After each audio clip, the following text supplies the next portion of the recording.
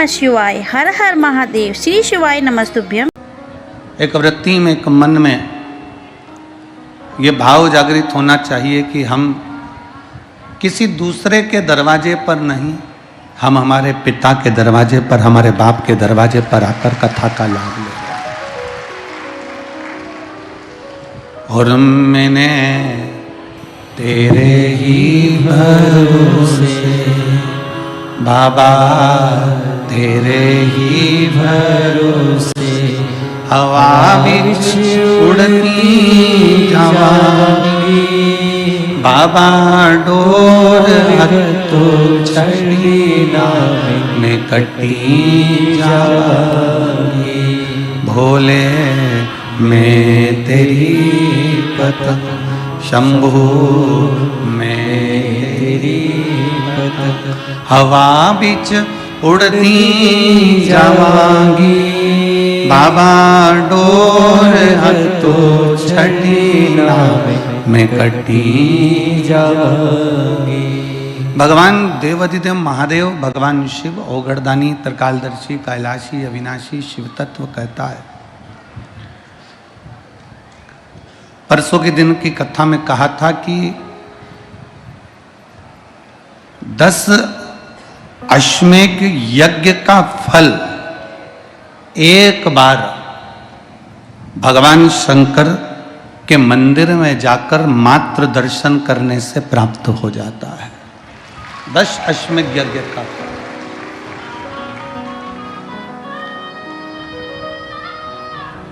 हजारों हजार अश्वमेध यज्ञ का फल एक बार बाबा विश्वनाथ की इस पुरी का नाम काशी काशी लेने से प्राप्त हो जाता है। हजारों अश्वमेध यज्ञ का फल बाबा की इस पावनपुरी काशी का नाम लेने से प्राप्त हो जाता है। और जिसने दिल से पुकारा, कितना सुंदर एक चरित्र आता है।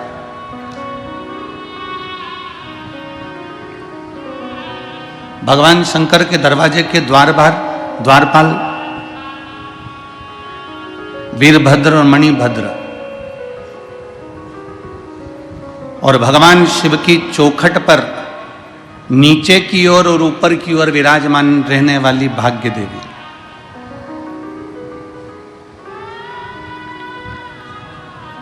एक ओर वीरभद्र हैं, दूसरी तरफ मणिभद्र है।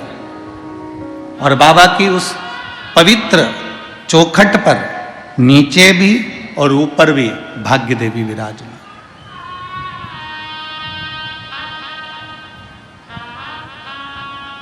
एक दृष्टांत सागर में एक बड़ा सुंदर चरित्र आता है। एक वेदव्य नारी थी जिसका नाम पारो था, दृष्टांत सागर। उसका एक बेटा था जिसका नाम नसीब सिंह था।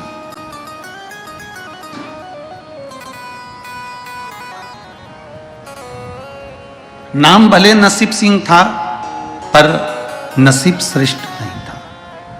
उसका नसीब श्रेष्ठ नहीं था। पिता चले गए, परिवार वालों ने साथ छोड़ दिया।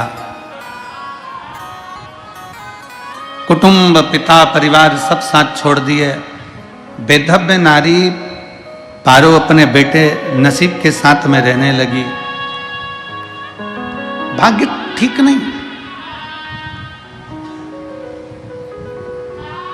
शिव महापुराण की कथा कहती है, जिस समय पर पारो का पिता, पारो के पति खूब कमाते थे, धन, वैभव, संपदा, सत्ता सब कुछ था,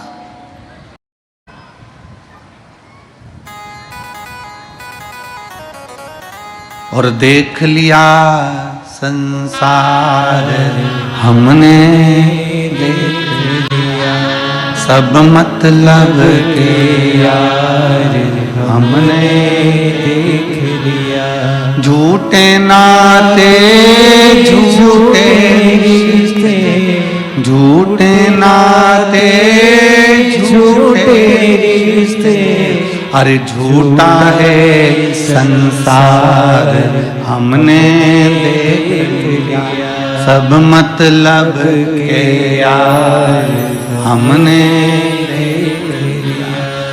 पारो का पति जब तक जीवित था खूब कमाया, खूब वैभव लाया, खूब संपदा लाया, खूब धन लाया, सब कुछ एकत्रित कर लिया, पर जैसे ही पति के प्राण छूटे, जो धन दूसरों को दिया हुआ था वो धन वापिस नहीं आया,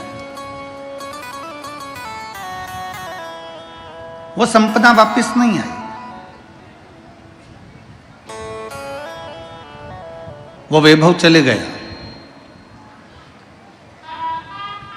घर था वो भी परिवार वालों ने ले लिया, व्यापार व्यवसाय था वो भी परिवार वालों ने ले लिया। शिव महापुराण की कथा कहती है दुनिया का सबसे पहला लुटेरा व्यक्ति अगर कहीं बसता है तो अपने खुद के घर में बसता है, कहीं दूसरा नहीं बसता। एक दादाजी मरे, बहू रोते रोते बोल रही है दादाजी की चादर बाहर फेंक दो, बहू रोते रोते बोल रही है दादाजी का कपड़ा बाहर फेंक दो, बहू रोते रोते बोल रही है दादाजी का जो गद्दा है चटाई है वो बाहर फेंक दो, बाहर फेंक दो, क्योंकि दादाजी मर गए, दादाजी चले गए। पोता मां की गोद में आकर बैठ गया और माता से गोद में आकर बैठा तो क्या देख रहा था कि दादाजी मर गए, उनके गले में से सोने की चेन परिवार के लोग निकाल रहे थे। पोते ने अपनी मां का गाल पर हाथ लगाकर ओ मां, दादाजी का चद्दर बाहर फेंक दिया। क्यों? मां ने कहा तुम्हारे दादा मर गए इसलिए चादर पर सोते थे, चादर फेंक दिया, जो वो प्रयोग करते थे, जो यूज करते थे वो फेंक दिया। तो पोते ने कहा मां ला ये सोने की चेन दे, मैं फेंक कर आता हूं, ला मुझे ये सोने की चेन दे, मैं फेंक कर आता हूं। मां ने तुरंत बेटे के गाल पर एक थप्पड़ दिया, पागल हो गया, सोने की चेन कोई फेंकी जाती है? मां तूने ही तो कहा कि दादा जो यूज में सामग्री लेते थे, जो प्रयोग में लेते थे वो सामग्री फेंक दी जाए। चादर ओढ़े थे, चादर फेंक दी, दवाइयां फेंक दी, चश्मा फेंक दिया, डंडा फेंक दिया, जो सामान थे वो फेंक दिया, सारा सामान फेंक दिया गया। तो मां ला मैं ये सोने की चेन भी फेंक आता हूं। शिव महापुराण की कथा कहती है दुनिया का सबसे बड़ा लुटेरा हमारे घर में बसता है। रात को मरोगे, सुबह तक तन पर जितना जेवर आभूषण माणिक मोती है सब निकाल लिया जाएगा, केवल गले में एक तुलसी की माला और एक रुद्राक्ष की माला पड़ी रहेगी, बाकी का कुछ नहीं पड़ा रहेगा। केवल एक तुलसी की माला और एक रुद्राक्ष की माला पड़ी रहेगी, बाकी का कुछ नहीं पड़ा रहेगा, सब कुछ निकाल लिया जाएगा।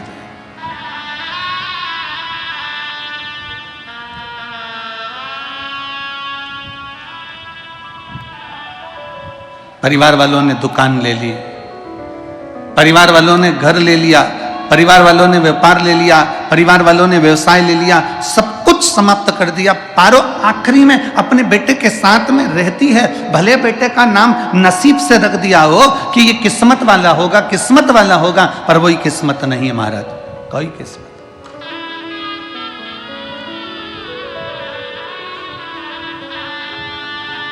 कितना अग्नि पुराण में एक बात मिलती है, सबसे लड़ना सरल है।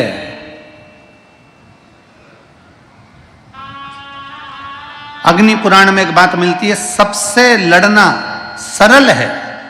परिवार से, नातों से, रिश्तों से, कुटुंब से, कबीले से, मोहल्ले से, दुनिया से लड़ना सरल है, पर अग्नि पुराण की कथा कहती है अपने नसीब से लड़ना कठिन है, अपनी किस्मत से लड़ना कठिन है। भाग्य में जो लिखा है वो भोगना पड़ता ही है। मृत्यु लोक में अगर आपका जन्म हुआ है, आपको और हमको अपने अपने कर्म का भोग भोगना ही पड़ेगा।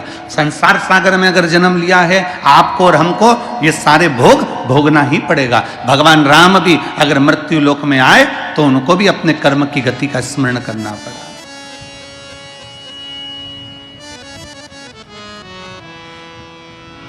शास्त्र कहता है भगवान से नहीं डरना, मत डरो। वेद पुराण से नहीं डरना, मत डरो। धर्म और शास्त्रों से नहीं डरना, मत डरो। गुरुओं से नहीं डरना, मत डरो। संत साधु महात्मा जोगी से नहीं डरना, मत डरो। तपस्वियों से नहीं डरना, मत डरो। पर शिव महापुराण की कथा कहती है कि अपने कर्म से जरूर डरना, क्योंकि कर्म का भोग तो परमात्मा को भी भोगना पड़ता है। कर्म का भोग तो परमात्मा को भी भोगना पड़ता है। भगवान राम ने छुपकर बाली के पांव में बाण मारा था, छुपकर बाण दिया था, तो भगवान कृष्ण अवतार में वही बाण भगवान को भी छुपकर लगा है। कर्म का भोग। एक चिड़िया को कैद में रखा तो माता जानकी को भी कैद में रहना पड़ा था। अपनी कर्मगति का भोग सबको भोगना है। स्वयं रामकृष्ण परमहंस जी, स्वयं रामकृष्ण परमहंस जी अपने कक्ष में बैठे हैं और स्वामी विवेकानंद जी कह रहे हैं, गुरुदेव आप पर मां जगदम्बा, दुर्गा, भवानी, मां शारदा इतनी प्रसन्न है गुरुदेव, एक बार मां शारदा से कहो ना कि तुम्हारा शरीर का रोग समाप्त कर दे।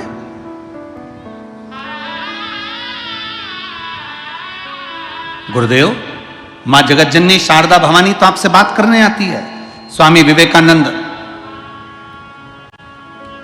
जब बार बार रामकृष्ण परमहंस जी से कहते हैं कि आप मां से कहिए कि आपके शरीर का रोग समाप्त कर दे, रामकृष्ण परमहंस जी कहते हैं कि मैं बोलूंगा, मां से बोलूंगा।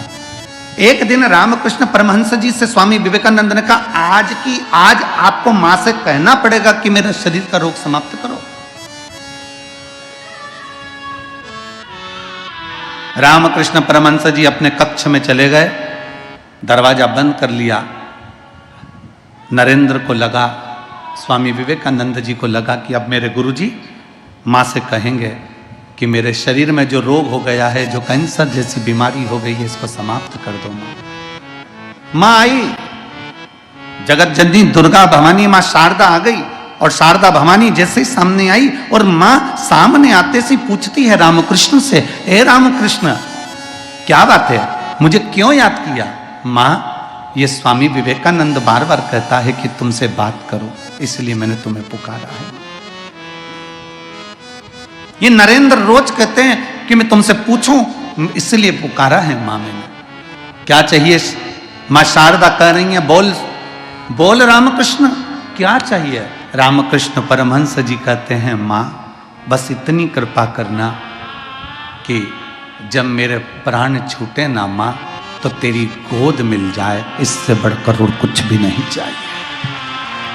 तेरी गोद मिल जाए, इससे बढ़कर और कोई सुख नहीं चाहिए, इससे बढ़कर कोई संपदा नहीं चाहिए। पर मां शारदा भवानी, मां दुर्गा भवानी ने कहा, मां शारदा ने कहा, नरेंद्र ने तो तुमको कहा था, स्वामी विवेकानंद ने तो तुमसे कहा था कि तुम्हें जो रोग हो गया है, जो बीमारी हो गई है, वो बीमारी समाप्त करने का मांगना। पर रामकृष्ण परमहंस तुमने वो मांगा नहीं। रामकृष्ण परमहंस जी कहते हैं, मां मैं जानता हूं, अगर आज मैंने तुमसे रोग समाप्ति मांग भी ली ना मां, और तुम मुझे ठीक भी कर देगी ना मां, पर अगला जन्म मुझे फिर लेना पड़ेगा और अपने कर्म का भोग फिर भोगना पड़ेगा, इसलिए एक बार भोग कर चले जाऊंगा।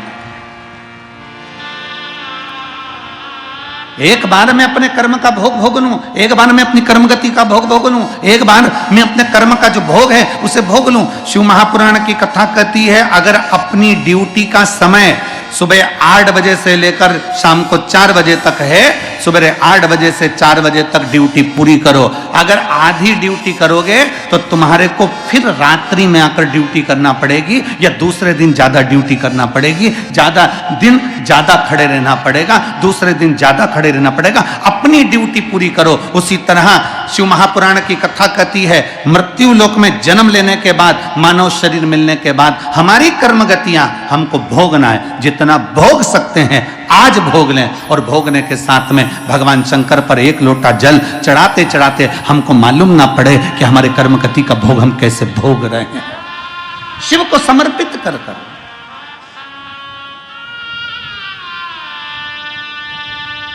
शिव को देते हुए। कितना दुख है संसार में, कौन सुखी संसार में?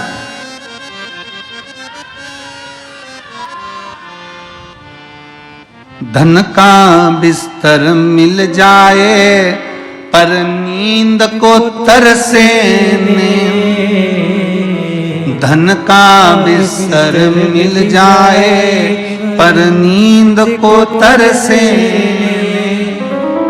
और कांटों पर भी सोकर आए, कांटों पर भी सोकर आए किसी के मन को अरे कोई कारण होगा, अरे कोई कारण होगा। डनलप का गद्दा है, ऐसी का रूम है, रात्रि को पीने के लिए गिलास दूध आ गया, सब कुछ सुख है, खाने के लिए ड्राई फ्रूट्स आ गया, सारा सुख है आपके पास में, और मालूम पड़े रात्रि को सोने से पहले नींद की गोली खाना पड़ रही है। शिव तत्व कहता है, शंकर भगवान की कथा कहती है, दुनिया का सबसे सुखी व्यक्ति कौन सा है? तो शिव महापुराण की कथा कहती है, दुनिया का सबसे सुखी व्यक्ति वो है जिसके सोने वाले कमरे में, जिस कक्ष में वो सोता है, उस कक्ष में कोई टेबलेट नहीं, कोई दवाई नहीं, कोई विक्स नहीं, कोई बाम नहीं, समझ लेना दुनिया का सबसे सुखी व्यक्ति। जिसके सोने के कमरे में, विश्राम के कमरे में भी अगर दवाइयां रखी हुई है, सोने के कमरे में अगर टेबलेट रखी हुई है, सोने के कमरे में दवाइयां खाकर रात्रि को सोना पड़ रहा है, दवाइयां लेकर अपने रात्रि का विश्राम करना पड़ रहा है, तो समझ लेना कि दुनिया का आप सुखी व्यक्ति नहीं हो। प्रथम सुख, जम के बोलो, निरोगी काया। जरा जम के बोलो, प्रथम सुख निरोगी काया। सो रहे हो, बाजू में दवाई रखी है, सो रहे हो, बाजू में बिल्कुल गोलियां रखी हुई है, टेबलेट रखी हुई है, खाए बगैर नींद नहीं आती, पाँव दुख रहा है उसकी टेबलेट खा ली, सिर दुख रहा है उसकी टेबलेट खा ली, पेट दुख रहा है उसकी टेबलेट खा ली, जरा सी घबराहट हुई उसकी टेबलेट खा ली, बीपी ऊंचा नीचा हो रहा है उसकी टेबलेट खा ली, शुगर ऊंची नीची हुई उसकी टेबलेट खा ली। दुनिया का सबसे सुखी व्यक्ति वो है जिसके सोने वाले कमरे में कोई टेबलेट नहीं, कोई दवाई नहीं, कोई औषधि नहीं, वो दुनिया का सबसे सुखी व्यक्ति है।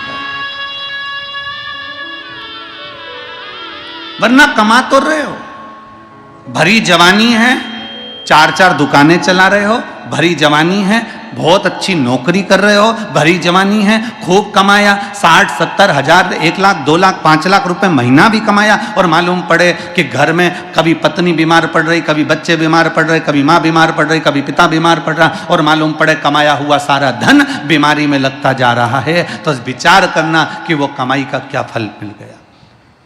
प्रथम सुख है निरोगी काया।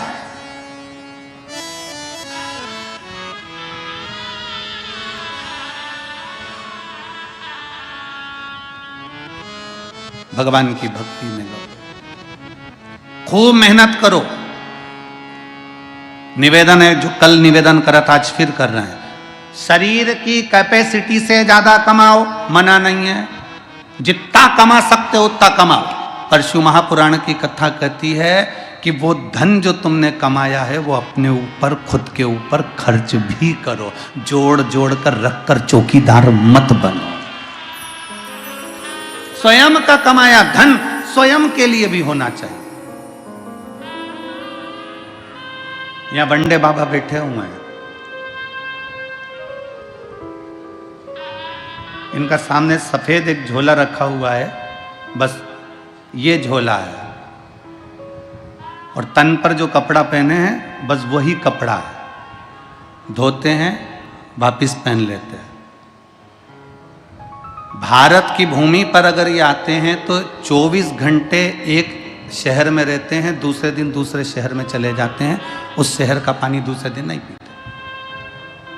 अपनी शिव भक्ति में, अपनी मस्ती में, अपनी अलमस्ती में जीवन जी रहे, अपनी अलमस्ती, अपने स्वयं के ऊपर हम खर्च नहीं कर रहे। बेटा तुम्हारा एप्पल का फोन रख रहा है, बेटा तुम्हारा खूब अच्छा लैपटॉप चला रहा है, और आप वही कीपैड लेकर 24 घंटे अपनी भक्ति में, अरे भाई मेरे को दुकान से फुर्सत नहीं, अरे भाई मेरे को इससे फुर्सत नहीं, अरे भाई मेरे को उससे फुर्सत नहीं। अलमस्त जिंदगी जियो।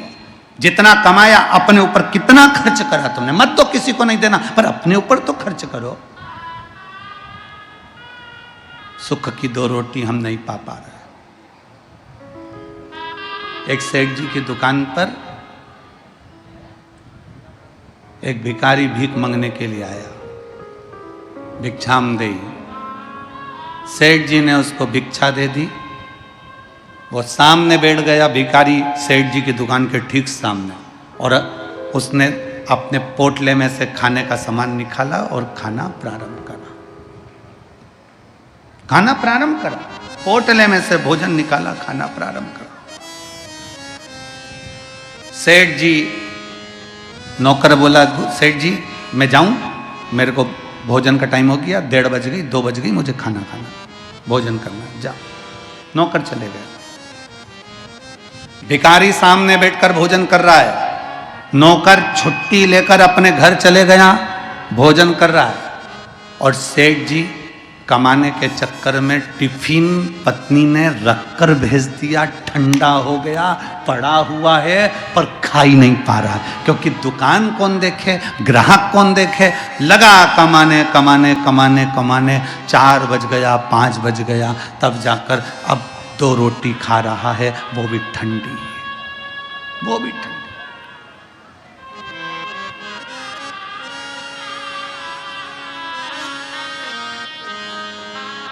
ठंडी रोटी 2 खा रहा। कमाने वाला खुद दुखी है। धन का बिस्तर मिल जाए पर नींद को तरस रहे हैं, और कांटों पर कोई सो रहा है, बड़ी अलमस्ती से सो रहा है। बाबा जी आपको देखकर हमको यही खुशी हुई, सबसे बड़ी प्रसन्नता यही हुई।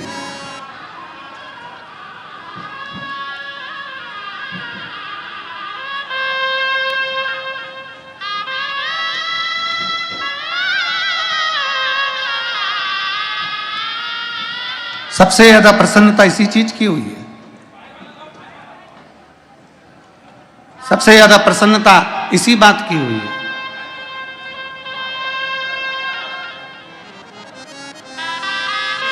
शिव तत्व की प्राप्ति, भगवान शंकर की अविरल भक्ति की प्राप्ति, भगवान ओघड़दानी की अविरल भक्ति की प्राप्ति। और मैंने तेरे ही भरोसे बाबा, तेरे ही भरोसे हवा बिच उड़ती जावांगी, बाबा डोर तो छठी ना मैं कटी जाऊंगी, भोले मैं तेरी पतन, शंभू मैं तेरी पतन, हवा बिच उड़ती जावांगी, बाबा डोर हक तो छठी ना मैं कटी जाऊंगी। पारो के जीवन में दुख इतना अपार पड़ गया कि सारा धन, वैभव, संपदा, सत्ता सब परिवार वालों ने ले लिया, सब कुछ प्राप्त कर लिया, कुछ भी नहीं बचा।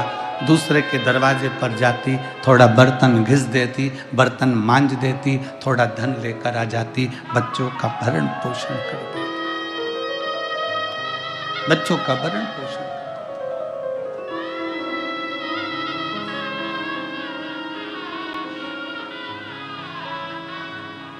एक दिन बेटा रोता हुआ बोला, माँ, बेटे की आंख में आंसू भरे। कहा, माँ, अपने पास में कुछ भी नहीं है, कुछ भी नहीं। भारत की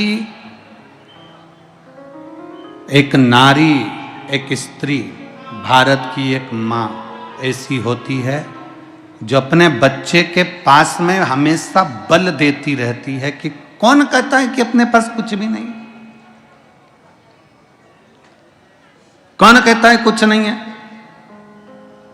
क्यों चिंता करते हो, कौन कह रहा है कुछ नहीं है।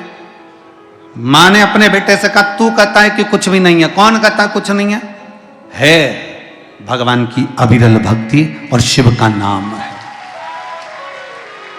बोल बम का नारा है, अच्छी जम के बोलो जरा, बोल बम का नारा है, सारी समस्या का हल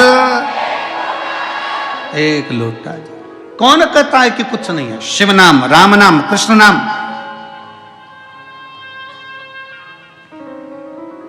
भगवान का नाम जाप ये मूल है। अपन बोलते हैं ना माला माल, बोलो जम के बोलो जरा एक बार, जम के बोलो, जम के, माला माल। अपन बोलते हैं माला माल। माला माल बनने में जब आप लिखोगे तो माला माल लिखोगे तो इसमें पहला शब्द क्या आया? जम के बोलो, माला। फिर क्या आया? माल। इसमें माल पहले तो नहीं आया ना, पहले क्या आया है? माला, फिर माल। अर्थात शिव पुराण कथा कहती है जिसने भगवान की माला जपना प्रारंभ कर दी, एक दिन वो माला माल बन ही जाता है। माला पहले है, माल बाद में है। पहले जपना है, भजना है, उसको पुकारना।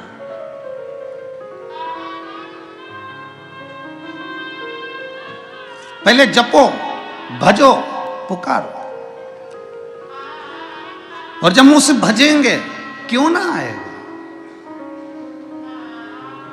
क्यों ना पहुंचेगा, आएगा। शिव, उसको पुकारा जाए, विनती करी जाए, विनय करे जाए, निवेदन करा जाए, क्यों नहीं आएगा। पारो ने अपने बेटे से कहा तू चिंता मत कर, तू भगवान की भक्ति कर। और बेटा उसी दिन से भगवान नारायण के मंदिर जाने लगा। माता का हाथ पकड़कर नारायण के मंदिर जाता, भगवान श्री हरि के मंदिर में जाता। भगवान नारायण बैठे देखते, आज माता लक्ष्मी ने नारायण जी से कह दिया कितना दुखी है प्रभु, इसको कुछ तो दे दो। इसके पिता की जायदाद परिवार वालों ने ले ली, इसके पिता का काम धंधा परिवार वालों ने ले लिया, ये कितना दुखी है, इसको कुछ तो दो प्रभु। भगवान नारायण ने एक हीरे का हार, रतन जड़ित हार उस बेटे को दे दिया। बेटा हार लेकर जा रहा था अपनी माँ को दिखाने के लिए, माँ मुझे भगवान नारायण ने हार दिया है। अब बेटा लेकर जा रहा था, इतनी देर में एक चील उड़ती हुई आई, वह हार को उठाकर ले गई और ले जाकर कहीं पटक दिया। बेटा रोने लगा, अब मैं नारायण की भक्ति नहीं करूंगा, मेरा हार चील ले गई, अब क्या करूं। ब्रह्मदेव की भक्ति करने लगा, ब्रह्मा की भक्ति करी तो ब्रह्मा देने। माता ब्रह्माणी के कहने पर एक हीरे की अंगूठी दे दी। अंगूठी लेकर गया, पानी में मूंद हो रहा था, अंगूठी बाजू में से गिरकर पानी में चली गई, मछली ने निगल ली। मछली में निगलते ही अंगूठी भी गई, हार भी गया। बच्चा रोने लगा, आंखों में जल भर गया। तब माँ ने कहा कि अब एक काम कर, कि किसी शंकर के दरवाजे पर चलते हैं, उसकी चौखट को प्रणाम करते हैं। शिव के द्वारा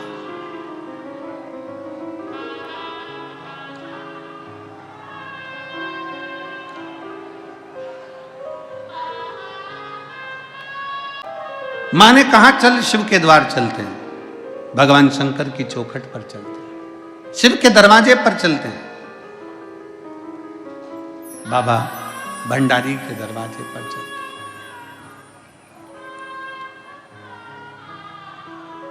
और चले भगवान शिव के चौखट पर चले।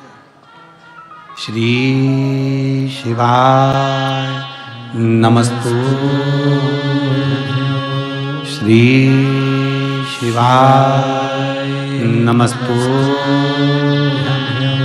श्री शिवाय नमस्तुभ्यं, श्री शिवाय नमस्तुभ्यं, श्री शिवाय नमस्तुभ्यं।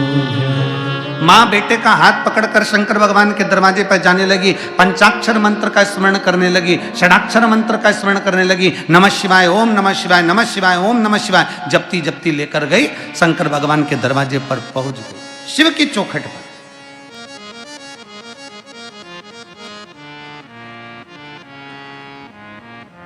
मां भोले बाबा देते हैं, बहुत ध्यान से कथा सुनना। विश्वनाथ जी की धरा पर बैठकर कथा का लाभ ले रहे हो, लाखों की संख्या में आप लोग पहुंचे हो, बहुत सावधानी से कथा का स्मरण करिएगा। भगवान नारायण हीरे का हार दे दिए हैं, ब्रह्मा जी हीरे की मुद्रिका अंगूठी दे दिए हैं। तो बेटा कहता है क्या भगवान ओघड़दानी हमको कुछ हार या अंगूठी देंगे? हमको हमारा भोलेनाथ हमको हमारा विश्वनाथ क्या अंगूठी देगा, हार देगा, सोना देगा, चांदी देगा, अंबारियां देगा, रतन देगा, माणिक मोती देगा, सोना चांदी देगा, क्या देगा? क्या प्रदान करेगा?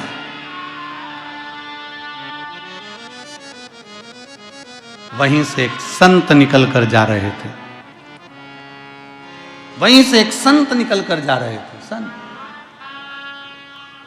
और वहीं से संत निकलते निकलते जा रहे थे और निकलते निकलते संत ने उसी समय पर देखा कि बेटा कह रहे हैं कि मेरे को नारायण भगवान ने हार दिया, मुझे ब्रह्मा जी ने अंगूठी दी, मुझे ये मिला, मुझे वो मिला, क्या भगवान शंकर कुछ देंगे?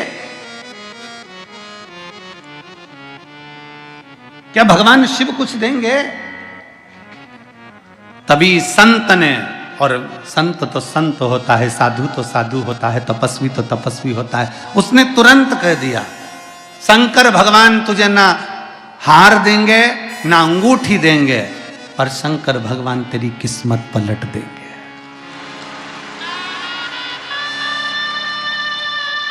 शिव जी तेरी किस्मत पलट देंगे।